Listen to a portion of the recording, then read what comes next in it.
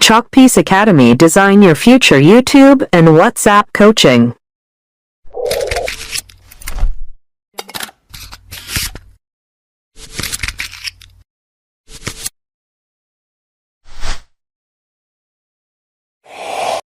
You are watching Chalkpiece Academy Elite. Design your future. வருகின்ற PGTRB தேர்வெழுதி ஆசிரியராகும் கனவுடன் உள்ள அனைத்து ஆசிரிய பெருமக்களுக்கும் மனமார்ந்த வாழ்த்துக்களை தெரிவித்துக் கொண்டு இந்த வீடியோவை ஆரம்பிக்கிறோம். இது பிஜிடிஆர்பி 2026-27 பொருளியல் பாடத்திற்கான தேவை நெகிழ்ச்சியின் அளவை நிர்ணயிக்கும் காரணிகள் என்ற தலைப்பிற்கான வீடியோவாகும். இது யூனிட் 1 கிளாஸ் நம்பர் 16. உங்கள் சாக்பீஸ் அகாடமியில் ஒவ்வொரு தலைப்பிற்கும் ஒவ்வொரு வீடியோ என உருவாக்கி அதனுடைய மெட்டீரியலை உங்கள் வாட்ஸ்அப் நம்பருக்கே அனுப்பி அதிலிருந்து புத்தம் புதிய வினாக்கள் எடுத்து தேர்வு பயிற்சியானது நடைபெற்று கொண்டுள்ளது. இந்த பயிற்சியில் நீங்களும் சேர்ந்து பயிற்சி பெற விரும்பினால் அதற்கான கட்டணத்தை கட்டி உடனடியாக சேருங்கள். அடுத்த பிஜிடிஆர்பியில் நீங்களும் ஆசிரியராகி விடுவீர்கள். இப்போ நம்ம இந்த வீடியோக்குள்ளே போகிறோம்.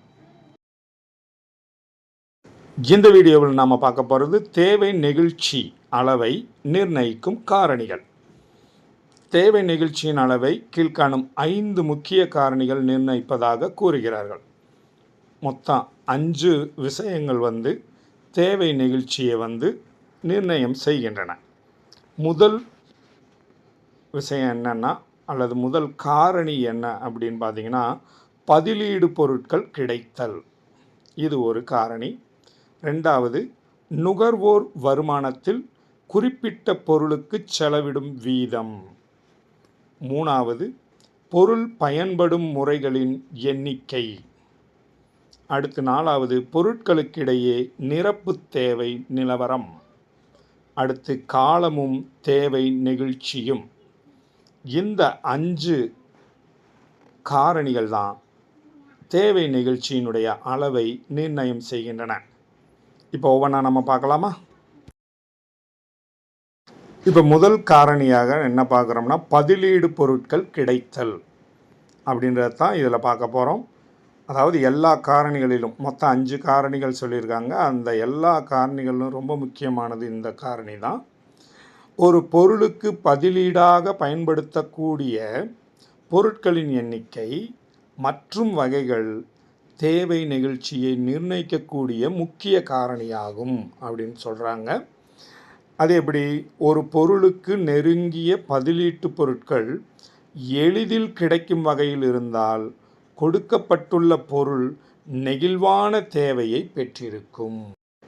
அதாவது நமக்கு தேவையான ஒரு பொருள் கொஞ்சம் அதிக விலையிலையோ அல்லது கிடைக்க முடியாத சூழல்லையோ இருக்குன்னா, அதுக்கு பதிலாக இன்னொரு பொருள் ஈஸியாக கிடைக்குதுன்னா அங்கே பார்த்திங்கன்னா அந்த தேவை எப்படி இருக்கும்னா நெகிழ்வான தேவையை பெற்றிருக்கும் அப்படின்னு சொல்கிறாங்க. ஃபார் எக்ஸாம்பிள், நம்ம தக்காளி போட்டு ஒரு சாம்பாரோ குழம்போ வைக்கிறோன்னு வைங்க. அப்போ தக்காளியினுடைய விலை ஏற்றமாகி விடுகிறது. அப்போ தக்காளி கிடைக்கிறதுலையும் கொஞ்சம் சிரமம் இருக்குன்னா, அப்போ நம்ம புளியை கொஞ்சம் சேர்த்து நம்ம அதை சரிப்படுத்துவதற்காக பதிலீட்டு பொருளாக நம்ம வாங்கி போடுறோம்னு வச்சுக்கிடுவோம்.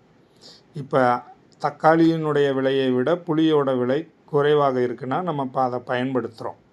ஸோ அப்போ அது ஈஸியாக கிடைக்கிற பொருளாக நமக்கு தெரிகிறது. அப்போ அந்த கொடுக்கப்பட்டுள்ள பொருளின் விலை மட்டும் அதிகரித்தால் இப்பொருளை வாங்குவோர் நெருங்கிய பதிலீட்டு பொருளை வாங்க முயல்வதால், அந்த விலை அதிகரிக்கிற பொழுது அந்த பொருளை வாங்குவோர் அதுக்கு பதிலாக பதிலீட்டு பொருளை வாங்க முயல்வதால் கொடுக்கப்பட்டுள்ள பொருளுக்காக தேவை பெரிய அளவில் இருக்கும். அப்போ பதிலீடு செய்வதற்கான வாய்ப்பு குறையும் அப்படின்னு சொல்கிறாங்க. அப்போ பெரிய அளவில் அந்த பொருளை தான் வாங்குவாங்க, அதாவது அந்த பதிலீட்டு பொருள்களை. அப்போ பதிலீடு செய்வதற்கான வாய்ப்பு குறையும். அதாவது முன்னாடி வாங்க வேண்டிய அந்த தக்காளின்ற பொருளை வாங்காமல் இந்த பதிலீட்டு பொருட்களை தான் அதிகமாக வாங்கிறதுக்கு முயற்சி செய்வார்கள். இதனால் அந்த தேவை நெகிழ்ச்சியானது இந்த இடத்துல தான் நிர்ணயம் செய்யப்படுகிறது. ஸோ இந்த இடத்துல அந்த நெகிழ்வு தேவையை அந்த பொருள் பெற்றிருக்கும். இதுதான் இதிலிருந்து நம்ம தெரிஞ்சுக்கிற வேண்டியது. இப்போ பதிலீடு செய்வதற்கான வாய்ப்பு அதிகரிக்கும் போது, இப்போ அந்த இன்னொரு பொருளை வாங்குறதுக்கான வாய்ப்பு அதிகரிக்கிற பொழுது தேவை நெகிழ்ச்சியின் அளவும் அதிகரிக்கும். அப்போ அந்த பொருளினுடைய தேவை அதிகரிக்க ஆரம்பிக்கும். இப்போ ஒரு பொருளுக்கு பதிலீட்டு பொருட்கள் இல்லை என்றால் விலை அதிகரித்தாலும் அதே பொருளை வாங்க வேண்டி இருப்பதால் தேவை நெகிழ்வற்றதாக இருக்கும். இப்போ நம்ம ஒரு பொருளுக்கு பதிலாக இன்னொரு பொருள் இல்லவே இல்லை அப்படின்னா அந்த இடத்துல பதிலீட்டு பொருட்கள் இல்லாத காரணத்தினால அந்த ஒரு பொருளினுடைய விலை அதிகரித்தாலும் அதே பொருளை வாங்க வேண்டி இருப்பதால் அங்கே பார்த்திங்கன்னா தேவை நெகிழ்வற்றதாக இருக்கும். ஸோ வாங்கிறது இலகுவாக நமக்கு கிடைக்குதுன்னா அந்த இடத்துல தேவை நெகிழ்ச்சி உடையதாக இருக்கும். ஒரு பொருளுக்கு பதிலீட்டு பொருட்கள் இல்லாமல் போச்சுன்னா அதே பொருளை தான் எவ்வளவு விலை கொடுத்தாலும் வாங்க வேண்டிய சூழல் இருக்கும். ஃபார் எக்ஸாம்பிள், காப்பித்தூள் விலை அதிகரித்தால் நுகர்வோர் தேயிலை தூள் பயன்பாட்டுக்கு மாறுவதற்கு அதிக வாய்ப்புள்ளதால் காப்பித்தூளுக்கான தேவை நெகிழ்வானதாகும். ஏன்னா காப்பிக்கு பதிலாக டீ தூளை பயன்படுத்திக்கலாம் அப்படின்னு மாறிடுவாங்க. மாறாக சமையல் எரிவாயுவை எடுத்துக்கொள்வோம். இப்பொழுது ஏறத்தாழ எல்லா இல்லங்களிலும் சமையல் எரிவாயு பயன்பாட்டிற்கு வந்துவிட்டது. எனவே விறகு கடைகள், விறகு பயன்படுத்தும் வீடுகள் குறிப்பாக நகர்ப்புறங்களில் இல்லை என்றே சொல்லலாம். இப்போ மண்ணெண்ணெய் அடுப்பு பயன்படுத்துவோரும் மிக மிக குறைவு. எனவே சமையல் எரிவாயு விலை அதிகரித்தாலும் தொடர்ந்து அதையே வாங்கி பயன்படுத்தும் நிலையில் நுகர்வோர் உள்ளதால் சமையல் எரிவாயுவின் தேவை நெகிழ்ச்சி மிக மிக குறைவு, அதாவது நெகிழ்வற்ற தேவையாகும் என்று சொல்கிறார்கள். இப்போ உங்களுக்கு புரிஞ்சிருக்கும்னு நினைக்கிறோம். ஒரு பொருளுக்கு இன்னொரு பதிலீட்டு பொருள் இலகுவாக கிடச்சிச்சுன்னா அந்த தேவை நெகிழ்வுள்ள தேவையாக இருக்கும். அதே இது ஒரு பொருளுக்கு இன்னொரு பொருள் பதிலீடாக இல்லை என்று வைத்து கொண்டால் அங்கு தேவையானது நெகிழ்வற்ற தேவையாக இருக்கும் என்பது கொஞ்சம் தெளிவாக புரிஞ்சிருக்குன்னு நம்புகிறோம். இப்போ நம்ம பார்க்க போகிறது 2வது காரணியான நுகர்வோர் வருமானத்தில் குறிப்பிட்ட பொருளுக்காக செலவிடும் பணத்தின் சதவீத மதிப்பு. அதாவது ஏதோ ஒரு பொருளை இந்த நுகர்வோர் வாங்க போகிறாங்கன்னா அதுக்கு ஒரு குறிப்பிட்ட அளவுக்கு பணத்தை செலவு செய்கிறார்கள். இந்த ஒரு விஷயமும் இந்த தேவை நெகிழ்ச்சியை நிர்ணயம் செய்வதாகத்தான் இருக்கிறது. அப்போ அது எப்படி நிர்ணயம் செய்கிறது அப்படின்னு பார்த்தீங்கன்னா, ஒரு நுகர்வோர் தன் வருமானத்தில் கொடுக்கப்பட்டுள்ள பொருளுக்காக எத்தனை சதவீதம் செலவிடுவார் என்பதும் அந்த பொருளின் தேவை நெகிழ்ச்சியை நிர்ணயம் செய்யும். அப்போ அவர் அதுக்காக எவ்வளவு செலவு செய்கிறாரோ அந்த பணத்தின் மூலமாக அந்த தேவை நெகிழ்ச்சியானது நிர்ணயம் செய்யப்படக்கூடியதாக அமைகிறது. இப்போ அதிக சதவீதத்தில் செலவழித்தால், அவருடைய வருமானத்திலிருந்து ஏகப்பட்ட அமௌண்ட்டை செலவழிக்கிறாருன்னா தேவை நெகிழ்ச்சியும் அதிகமாகத்தான் இருக்கும். ஒருவேளை குறைவான சதவீதத்தில் செலவழித்தால் தேவை நெகிழ்ச்சி குறைவாக இருக்கும். எப்படின்னா, நாம் அன்றாடம் பயன்படுத்தும் உப்பு, குளியல் சோப், தீப்பெட்டி போன்றவை அதிக அளவில் நெகிழ்வற்ற தன்மையை பெற்றுள்ளன. இப்போ உப்பு, குளியல் சோப், தீப்பெட்டி இதெல்லாம் பார்த்தீங்கன்னா பயன்படுத்துகிற பொழுது அது ஒரு நெகிழ்வற்ற தன்மையை பெற்றுள்ளன.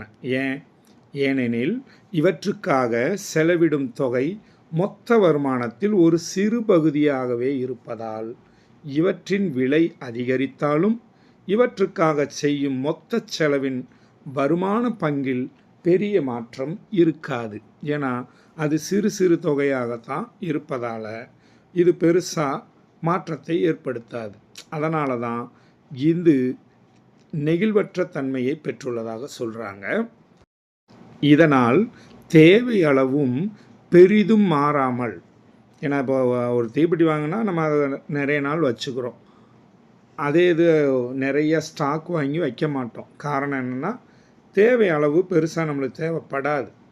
இவ்வகை பொருட்கள் நெகிழ்வற்ற தேவையுடையவையாக இருக்கும்.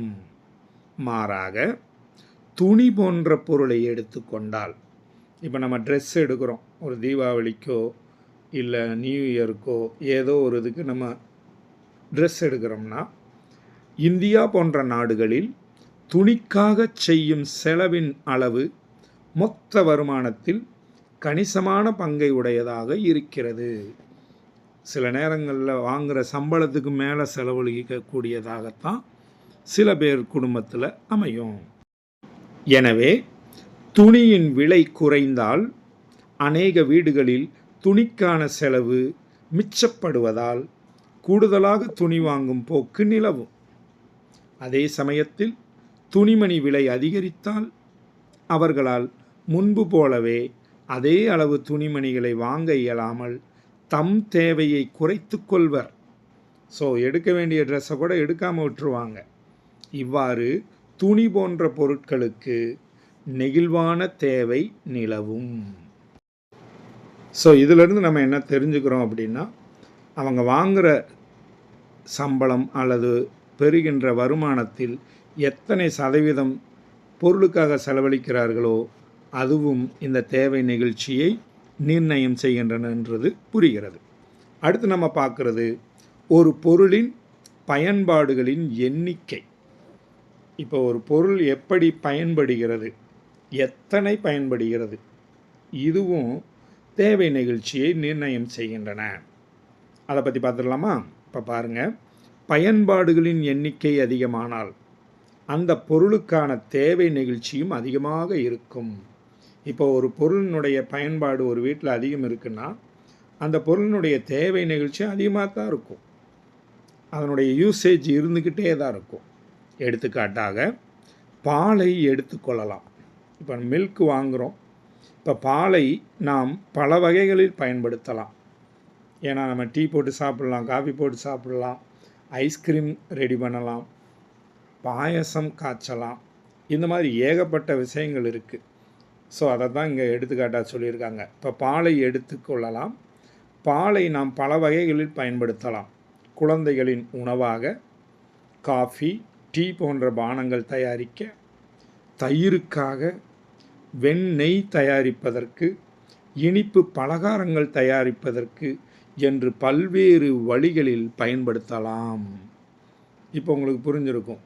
இப்போது பாலின் விலை மிகவும் உயர்ந்துவிட்டால் குழந்தைகள், முதியோர், நோயாளிகள் போன்றோருக்கு பால் உபயோகிப்பதை தவிர்க்க முடியாததால் அதற்காக மட்டும் பால் வாங்கி கொண்டு மற்ற பயன்பாடுகளை விட்டு கொடுப்பார். ஸோ முக்கியமான தேவைக்கு மட்டும் இப்போ பாலினுடைய விலை உயரும் பொழுது எல்லா வகை பலகாரங்களையோ அல்லது உணவுப் பொருள்களையோ பாலினால் செய்யக்கூடிய தின்பண்டங்களையோ தயார் செய்ய மாட்டார்கள். முக்கிய தேவைக்கு மட்டும் பாலை பயன்படுத்தி கொள்வார்கள். ஸோ இந்த மாதிரி மனநிலை வரும் பொழுது அங்கே பாலுக்கான தேவை குறையும். ஸோ மாறாக பாலின் விலை குறைந்தால், ஒருவேளை பாலோட விலையை குறைக்கிறாங்கன்னா குறைய போகிறதில்ல, ஒருவேளை குறையுதுன்னா பயன்பாடுகளின் எண்ணிக்கையை கூட்டி அதிக அளவில் பால் வாங்குவார். எல்லா பதார்த்தங்களையும் செஞ்சு சாப்பிடுவாங்க. ஸோ எக்ஸ்ட்ரா பாலை வாங்குவாங்க. அதனால் நிறைய பயன்பாடு அதிகரிக்குது.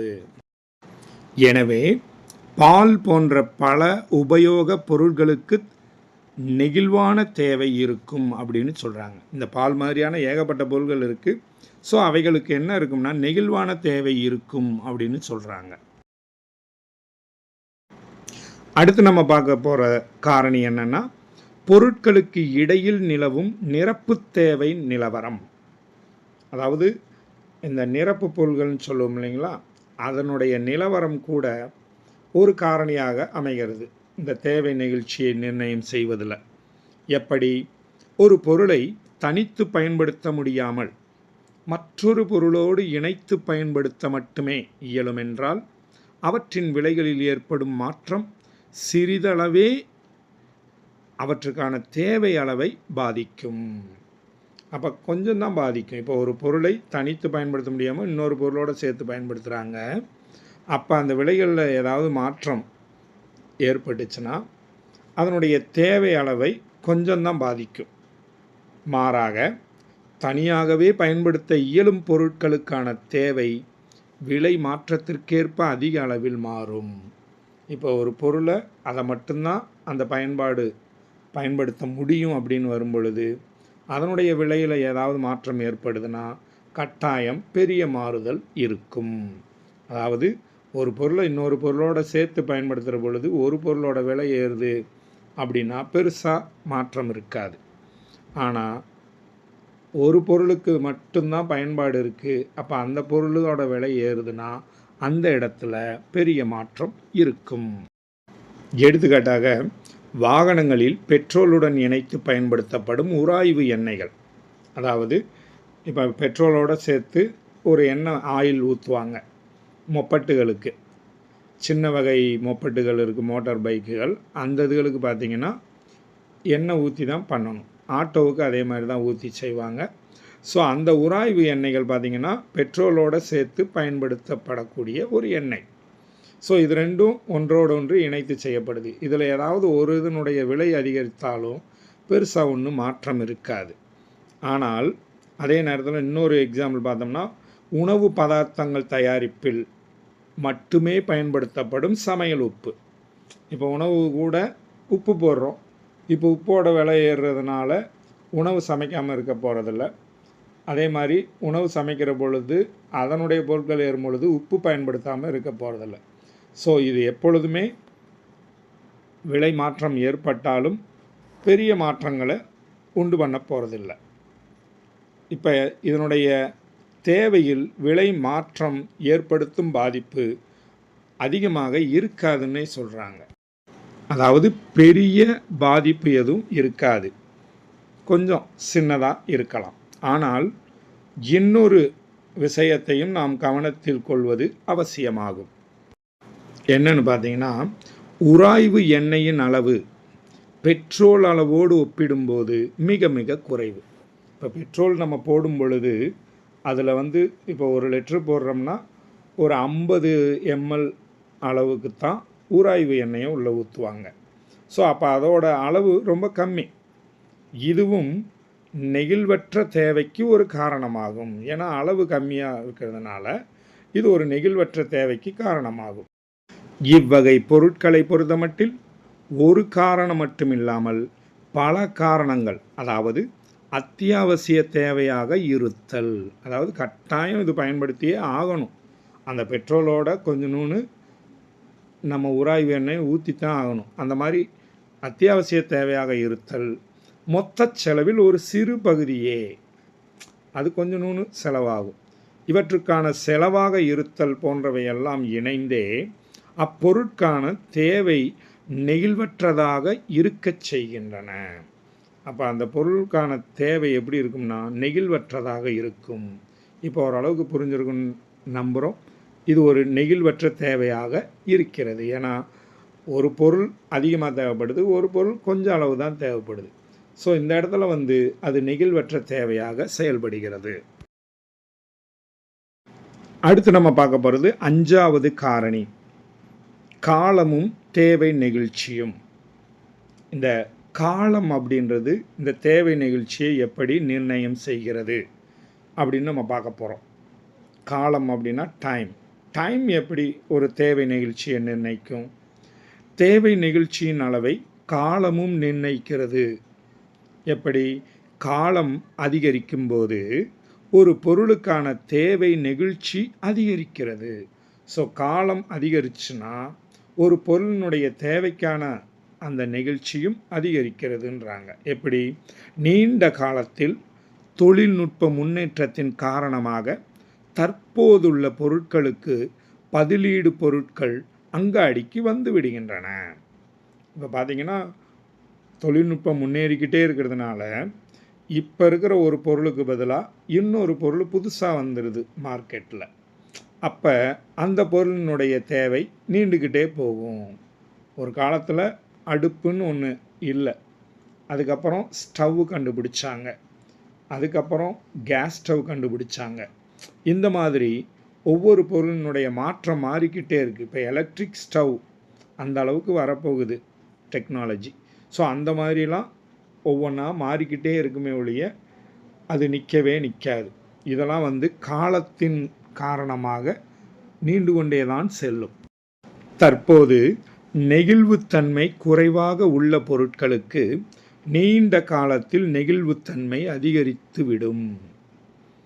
ஒரு காலத்தில் ஃபோட்டோ எடுப்பதற்கு கை கேமரா இருந்தால் மட்டுமே முடியும் என்ற நிலை மாறி தற்போது அலைபேசி வைத்திருப்போரில் பெரும்பாலானோர் தம் அலைபேசி உதவியினாலேயே ஃபோட்டோ எடுக்கும் வசதி பெற்றிருப்பதால் கேமராவுக்கான தனிநபர் தேவை ஏறத்தாழ பூஜ்ஜியமாகிவிட்டது. ஸோ அந்த கேமரா தான் அந்த கட்டத்தில் பார்த்திங்கன்னா ஃபோட்டோ எடுக்கிறதுக்கு பயன்பட்டுச்சு. இப்போ அந்த கேமராவினுடைய யூசேஜ் குறைஞ்சி போச்சு, கிட்டத்தட்ட பூஜ்ஜியமாயிடுச்சு. ஸோ இப்போ அதுக்கு பதிலாக நம்ம எதை பயன்படுத்திக்கிருக்கோம் அப்படின்னா செல்ஃபோனை பயன்படுத்திக்கிருக்கோம். அப்போ இந்த இடத்துல இந்த காலம் இந்த தேவையை நிர்ணயம் செய்வதாக அமைந்துள்ளது. ஸோ இந்த 5 காரணிகளையும் ஓரளவுக்கு நம்ம தெளிவாக பார்த்துட்டோம். இதில் ஏதாவது டவுட் இருந்துச்சுன்னா நீங்கள் கேட்டுக்கலாம். இப்போ அது மட்டும் இல்லாமல் இதுவரை விளக்கிய 5 காரணிகள் தவிர இன்னும் சில காரணிகளும் உள்ளன அப்படின்னு சொல்கிறாங்க. பொருட்களின் இயல்பு. பொதுவாக பொருட்கள் அத்தியாவசிய தேவை பொருட்கள், ஆடம்பர பொருட்கள் மற்றும் வசதிக்கான பொருட்கள் என்று வகைப்படுத்தப்படுகின்றன. அதாவது பொருட்களின் இயல்பை வச்சு கூட இந்த தேவை நெகிழ்ச்சியானது நிர்ணயம் செய்யப்படுகிறதுன்றாங்க. ஏன்னா பொருட்கள் சில வகைகளாக பிரித்து வச்சுருக்காங்க. அத்தியாவசிய தேவை பொருட்கள்னும், ஆடம்பர பொருட்கள்னும், வசதிக்கான பொருட்கள்னும் வகைப்படுத்தப்பட்டு வச்சுருக்கிறாங்க. ஃபார் எக்ஸாம்பிள் உப்பு, அரிசி, செய்தித்தாள் போன்ற பொருட்களின் பயன்பாட்டை தள்ளி போட முடியாததோடு அவைகளுக்கு மிக நெருங்கிய பதிலீடு பொருட்களும் இல்லாததால் இவ்வகை அத்தியாவசிய பொருட்களை குறிப்பிட்ட கால அளவில் குறிப்பிட்ட அளவுகளிலும் விலை சிறிது கூடினாலும் குறைந்தாலும் தொடர்ந்து வாங்கி கொண்டே இருப்பார். அதாவது தேவை இப்பொருட்களுக்கு நெகிழ்வற்றதாக இருக்கும். அதாவது ஈடி லெஸ்ஸர் தேன் 1ஆக இருக்கும். அப்போ இந்த அத்தியாவசிய பொருட்களினுடைய தேவை எப்படி இருக்கும்னா நெகிழ்வற்றதாக இருக்கும்.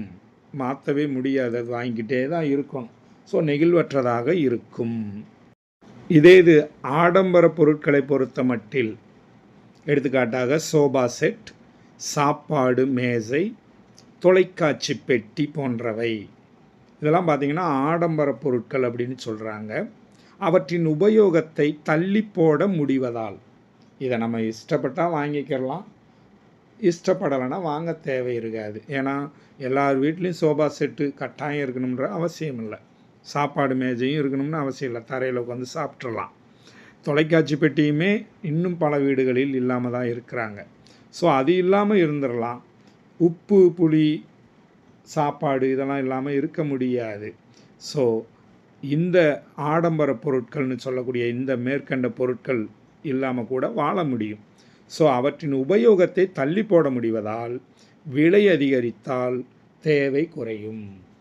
இப்போ இந்த சோபா செட்டோட விலை அதிகரித்து வச்சுருக்கிறதுனால தான் பல பேர் வீட்டில் சோபா செட்டே கிடையாது.